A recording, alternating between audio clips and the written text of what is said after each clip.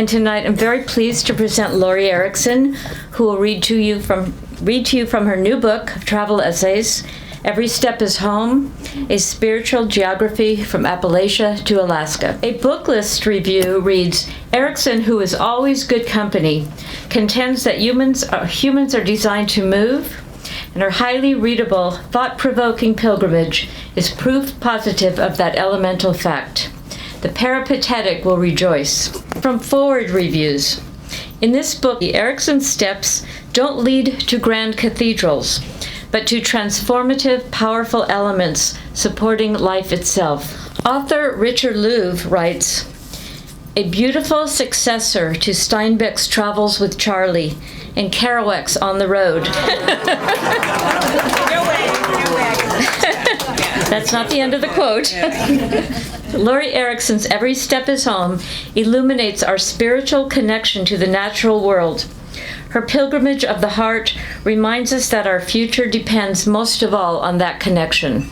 She is author of The Soul of the Family Tree, Near the Exit, and Holy Rover, and I think some others as well.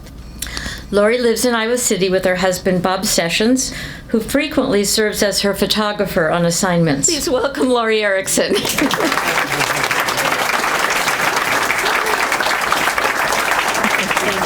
Thank you.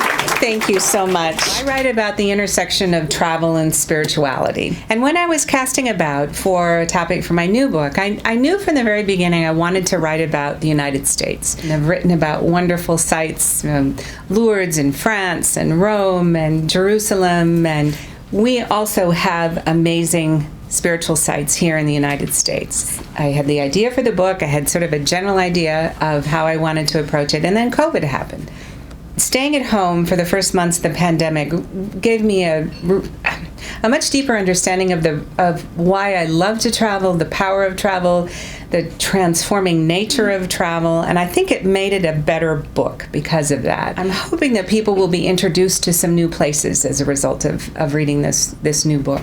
A lot of us went outside during COVID, right? I mean, we couldn't socialize with people inside, and so parks, woods, nature areas became even more important. And I think many people felt that there was spiritual sustenance to be found outside. And that's basically what my book is about. I was so smart to marry a man who's a photographer, wasn't I? Yeah, he wasn't a photographer when I met him. He was a teacher of philosophy, and then in the last 10 years or so, he's really developed into a really fine photographer. And it is really a joy to collaborate with him on these books as well. Not far from where I grew up in northeastern Iowa, 10 bears march across a high bluff overlooking the Mississippi River. They've been marching there for at least 8 centuries, in rain and snow and sunshine, through seasons of drought and rain, silent witnesses to an ever-changing world around them. Unconcerned by the occasional airplane flying overhead and the barges passing by on the river below, the bears continue their steady, mysterious march.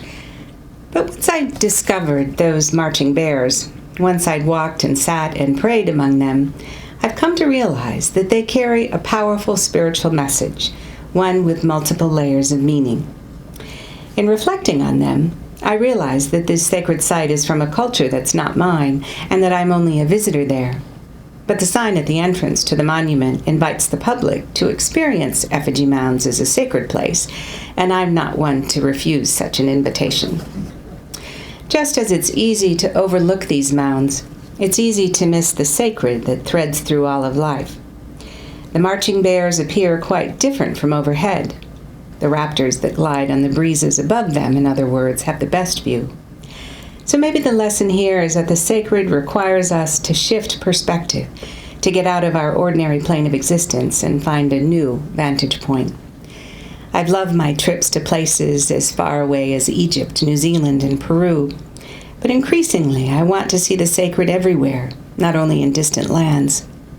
Just as pilgrims walk the sacred paths abroad with reverence, I think we can find hallowed roots in the United States, and in doing so, perhaps find points of connection in a society that can seem hopelessly fragmented.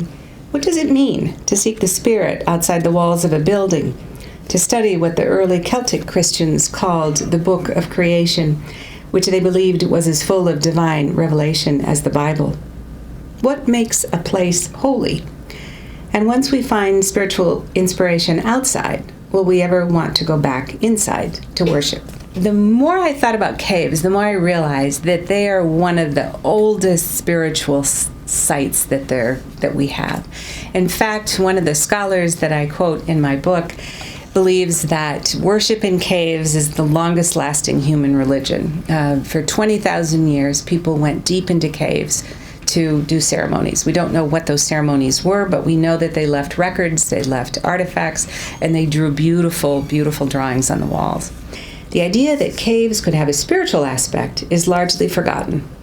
Unless you happen to have a tour of Dunbar Cave, and at a bend in a passageway you get a shiver up your back that comes unbidden, hinting of powerful forces within the darkness. We live in a cave, and only a few enlightened souls can see that the dramas we experience are just dancing shadows on the walls. The myth has been influential for millennia, teaching us that enlightenment comes when we realize that our understanding of reality is based upon illusion. But after my time in Dunbar Cave, I found myself thinking of both these stories, pondering what I'd experienced in Tennessee. I could see the parallels between my time in the cave and going through the pandemic. Both entailed going into darkness and being at the mercy of unknown and dangerous forces. During the past year, it had often seemed as if I was chained in a cave, watching the flickering lights on the wall as I tried to discern what was reality and what was illusion. As the virus began to ebb, I had a sense of stepping into the sunshine outside of a cave. I didn't want to lose my appreciation for the everyday miracles of ordinary life, I realized. I didn't want to go back to my world just as it had been before.